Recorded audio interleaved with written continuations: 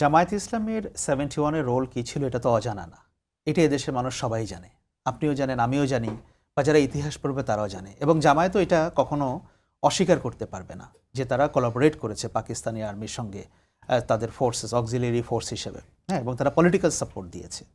এখন প্রশ্ন হচ্ছে যে জামায়াতের এই কোলাবোরেটর থাকাটা এ তো গত 55 বছর ধরে আছে, এবং সেই জামায়াতের সঙ্গে তো বিএনপি অ্যালায়েন্স করে 2বার ক্ষমতায় এসেছিল। 91-এ জামায়াত যদি সাপোর্ট না দিত তাহলে তো বিএনপি ক্ষমতা আসতে পারতো না, তাই না? আমরা তো জানি। এবং 2001-এ যদি জামায়াতের সঙ্গে মিলে নির্বাচন না করতো বিএনপি ক্ষমতা আসতে পারতো না, এটাও জানি। এখন সারওয়ার তুষাররা, এটাও আমরা জানি যে জামায়াতের সঙ্গে ওনারা যদি পার্টিসিপেট না করতেন এনসিপি একটা আসন পেত কিনা বা 2টা আসন পেত কিনা, এটা নিয়ে জনমনে অনেক সন্দেহ আছে। কথাগুলো খুব তিক্ত শোনায়, কিন্তু বাস্তবতা মানতে হবে। বাস্তবতা হচ্ছে যে জামায়াতের যে ভূমিকা, আপনি এখন বলেন আর তখন বলেন, এটা কখনো মুছে যাবে না। এবং ইতিহাস কখনো রাইট অফ করা যায় না যে না ভাই এটা আগে ছিল আর এখন নাই। এটা সবসময় আছে, সবসময় থাকবে।